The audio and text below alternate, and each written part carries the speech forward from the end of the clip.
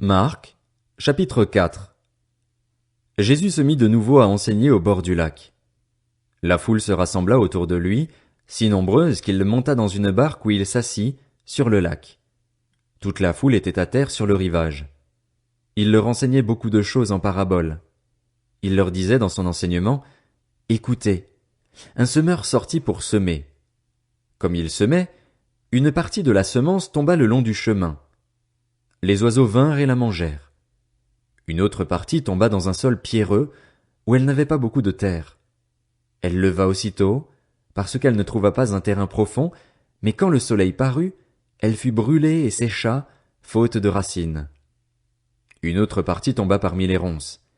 Les ronces poussèrent et l'étouffèrent, et elle ne donna pas de fruit. Une autre partie tomba dans la bonne terre, elle donna du fruit qui montait et se développait, avec un rapport de 30, 60 ou 100 pour un. Puis il dit, que celui qui a des oreilles pour entendre, entende. Lorsqu'il fut seul avec eux, ceux qui l'entouraient avec les 12 l'interrogèrent sur cette parabole. Il leur dit, c'est à vous qu'il a été donné de connaître le mystère du royaume de Dieu, mais pour ceux qui sont à l'extérieur, tout est présenté en parabole, afin qu'en regardant ils regardent et ne voient pas, et qu'en entendant ils entendent et ne comprennent pas, de peur qu'ils ne se convertissent et que leurs péchés ne soient pardonnés. Il leur dit encore, vous ne comprenez pas cette parabole? Comment donc comprendrez-vous toutes les autres? Le semeur sème la parole. Certains sont le long du chemin où la parole est semée. Dès qu'ils l'ont entendue, Satan vient et enlève la parole qui a été semée en eux. De même, d'autres reçoivent la semence dans un sol pierreux. Quand ils entendent la parole, ils l'acceptent aussitôt avec joie, mais s'ils n'ont pas de racines en eux-mêmes, ils sont les hommes d'un moment et, dès que surviennent les difficultés ou la persécution à cause de la parole, ils trébuchent. D'autres encore reçoivent la semence parmi les ronces. Ils entendent la parole, mais les préoccupations de ce monde, l'attrait trompeur des richesses et les passions en tout genre pénètrent en eux, étouffent la parole et la rendent infructueuse. D'autres enfin reçoivent la semence dans la bonne terre. Ce sont ceux qui entendent la parole, l'accueillent et portent du fruit, avec un rapport de 30, 60 ou 100 pour un. Il leur dit encore, apporte-t-on la lampe pour la mettre sous un seau ou sous le lit? N'est-ce pas pour la mettre sur son support? Il n'y a en effet rien de caché qui ne doive être mis en lumière, rien de secret qui ne doive être mis au jour. Si quelqu'un a des oreilles pour entendre, qu'il entende. Il leur dit encore, prêtez bien attention à ce que vous entendez. On utilisera pour vous la même mesure que celle dont vous vous serez servis, et on y ajoutera pour vous qui écoutez. En effet, on donnera à celui qui a, mais à celui qui n'a pas on enlèvera même ce qu'il a. Il dit encore, voici à quoi ressemble le royaume de Dieu. Il est semblable à un homme qui jette de la semence en terre. Qu'il dorme ou qu'il reste éveillé, nuit et jour la semence germe et pousse sans qu'il sache comment. En effet, d'elle-même la terre produit d'abord l'herbe, puis l'épi, enfin le grain tout formé dans l'épi, et, dès que le fruit est mûr, on y met la faucille, car c'est le moment de la moisson. Il dit encore, à quoi comparerons-nous le royaume de Dieu ou par quelle parabole le représenterons-nous? Il est comme une graine de moutarde. Lorsqu'on la sème en terre, c'est la plus petite de toutes les semences qui sont sur la terre. Mais lorsqu'elle a été semée, elle monte, devient plus grande que tous les légumes et développe de grandes branches, de sorte que les oiseaux du ciel peuvent habiter sous son ombre. C'est par beaucoup de paraboles de ce genre qu'il leur annonçait la parole, dans la mesure où ils étaient capables de l'entendre. Il ne leur parlait pas sans paraboles, mais en privé il expliquait tout à ses disciples. Ce jour-là, le soir venu, Jésus leur dit, « Passons sur l'autre rive. » Après avoir renvoyé la foule, ils l'emmenèrent dans la barque où il se trouvait. Il y avait aussi d'autres barques avec lui. Un vent violent s'éleva et les vagues se jetaient sur la barque, au point qu'elle se remplissait déjà. Et lui, il dormait à l'arrière sur le coussin. Ils le réveillèrent et lui dirent, « Maître, cela ne te fait rien que nous soyons en train de mourir. » Il se réveilla, menaça le vent et dit à la mer, « Silence! Tais-toi! » Le vent tomba et il y eut un grand calme. Puis il leur dit, « Pourquoi êtes-vous si craintifs? Comment se fait-il que vous n'ayez pas de foi? » Ils furent saisis d'une grande frayeur et ils se disaient les uns aux autres, « Qui est donc cet homme? Même le vent et la mer lui obéissent. » Marc, chapitre 5. Ils arrivèrent sur l'autre rive du lac, dans le pays des Gadaréniens. Dès que Jésus fut hors de la barque, un homme vint à sa rencontre. Il sortait des tombeaux et il était animé par un esprit impur. Cet homme habitait dans les tombeaux, et personne ne pouvait plus l'attacher, même avec une chaîne. En effet, souvent on l'avait attaché avec des fers aux pieds et des chaînes, mais il avait cassé les chaînes et brisé les fers, et personne n'avait la force de le maîtriser. Il était sans cesse, nuit et jour, dans les tombeaux et sur les montagnes. Il criait et se blessait lui-même avec des pierres. Il vit Jésus de loin, accourut, se prosterna devant lui et s'écria d'une voix forte: « Que me veux-tu, Jésus, fils du Dieu très haut? Je t'en supplie au nom de Dieu, ne me tourmente pas. » En effet, Jésus lui disait: « Sors de cet homme, esprit impur. » Il lui demanda: « Quel est ton nom? » « Mon nom est Légion, car nous sommes nombreux, » répondit-il. Et il le suppliait avec insistance de ne pas les envoyer hors du pays. Il y avait là, vers la montagne, un grand troupeau de porcs en train de chercher à manger. Tous les démons le supplièrent: « Envoie-nous dans ces porcs afin que nous entrions en eux. » Il le leur permit aussitôt. Les esprits impurs sortirent de l'homme, entrèrent dans les porcs, et le troupeau se précipita du haut de la falaise dans le lac. Il y avait environ 2000 porcs, et ils se noyèrent dans le lac.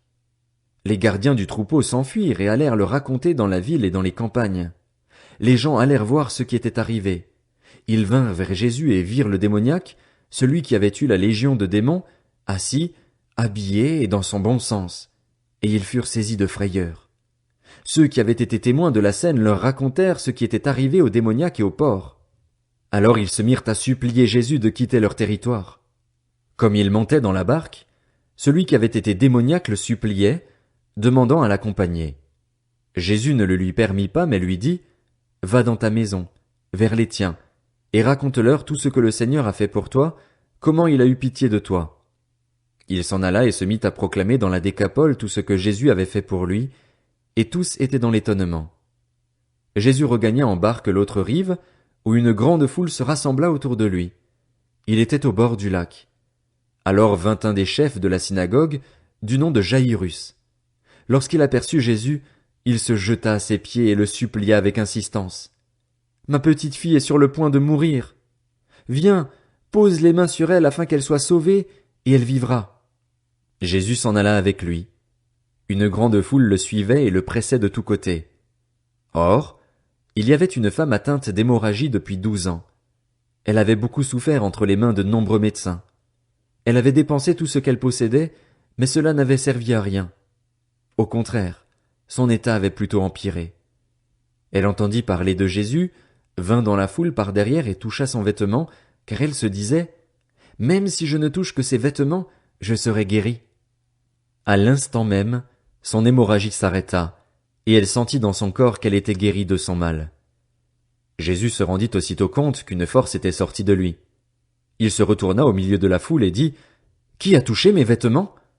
Ses disciples lui dirent: « Tu vois la foule qui te presse et tu dis: Qui m'a touché ?» Jésus regardait autour de lui pour voir celle qui avait fait cela. La femme, effrayée et tremblante, sachant ce qui lui était arrivé, vint se jeter à ses pieds et lui dit toute la vérité. Alors il lui dit: « Ma fille, ta foi t'a sauvée. Pars dans la paix et sois guérie de ton mal. » Il parlait encore quand des gens arrivèrent de chez le chef de la synagogue et lui dirent: « Ta fille est morte. Pourquoi déranger encore le maître ?» Dès qu'il entendit cette parole, Jésus dit au chef de la synagogue: « N'aie pas peur, crois seulement. » Et il ne laissa personne l'accompagner, sauf Pierre, Jacques et Jean, le frère de Jacques. Ils arrivèrent à la maison du chef de la synagogue où Jésus vit du tumulte, des gens qui pleuraient et poussaient de grands cris. Il entra et leur dit: « Pourquoi faites-vous ce tumulte et pourquoi pleurez-vous? L'enfant n'est pas morte, mais elle dort. » Ils se moquaient de lui. Alors il les fit tous sortir, prit avec lui le père et la mère de l'enfant et ceux qui l'avaient accompagné, et il entra là où l'enfant était couché.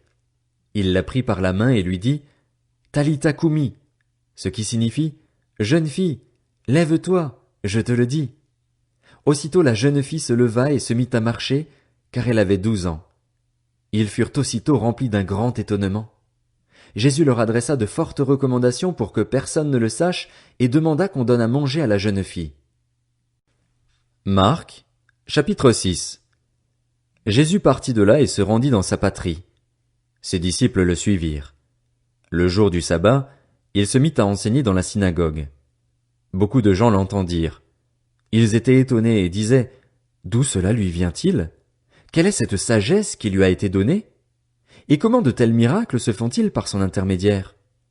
N'est-il pas le charpentier, le fils de Marie, le frère de Jacques, de Josès, de Jude et de Simon? Et ses sœurs ne sont-elles pas ici parmi nous? Et il représentait un obstacle pour eux. Mais Jésus leur dit: Un prophète n'est méprisé que dans sa patrie, parmi ses parents et dans sa famille. Il ne put faire là aucun miracle, si ce n'est qu'il guérit quelques malades en posant les mains sur eux. Et il s'étonnait de leur incrédulité. Jésus parcourait les villages des environs en enseignant. Alors il appela les 12 et commença à les envoyer 2 à 2, et il leur donna autorité sur les esprits impurs. Il leur recommanda de ne rien prendre pour le voyage, sauf un bâton, de n'avoir ni pain, ni sac, ni argent dans la ceinture, de chausser des sandales et de ne pas mettre 2 chemises. Puis il leur dit: Si quelque part vous entrez dans une maison, restez-y jusqu'à votre départ. Et si, dans une ville, les gens ne vous accueillent pas et ne vous écoutent pas, retirez-vous de là et secouez la poussière de vos pieds en témoignage contre eux.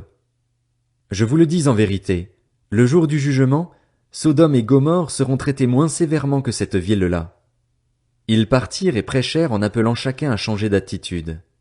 Ils chassaient beaucoup de démons, appliquaient de l'huile à beaucoup de malades et les guérissaient. Le roi Hérode entendit parler de Jésus, car son nom était devenu célèbre. Il disait: Jean-Baptiste est ressuscité, et c'est pour cela qu'il a le pouvoir de faire des miracles. D'autres disaient: C'est Élie. Et d'autres disaient: C'est un prophète, comme l'un de nos prophètes.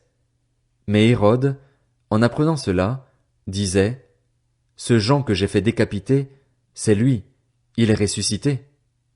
En effet, Hérode lui-même avait fait arrêter Jean et l'avait fait enchaîner en prison à cause d'Hérodiade, la femme de son frère Philippe, qu'il avait épousée, car Jean lui disait: Il ne t'est pas permis d'avoir pour femme l'épouse de ton frère. Furieuse contre Jean, Hérodiade voulait le faire mourir, mais elle ne le pouvait pas, car Hérode redoutait Jean, sachant que c'était un homme juste et saint, et il le protégeait. Après l'avoir entendu, il était souvent perplexe, et c'était avec plaisir qu'il l'écoutait. Cependant, un jour propice arriva lorsqu'Hérode, pour son anniversaire, donna un festin assez grand, aux chefs militaires et aux personnalités de la Galilée.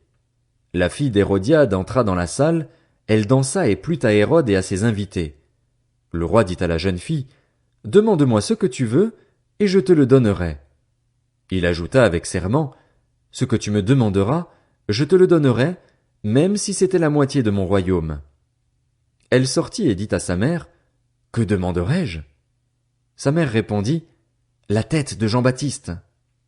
Elle s'empressa aussitôt de rentrer vers le roi et lui fit cette demande: Je veux que tu me donnes à l'instant, sur un plat, la tête de Jean-Baptiste.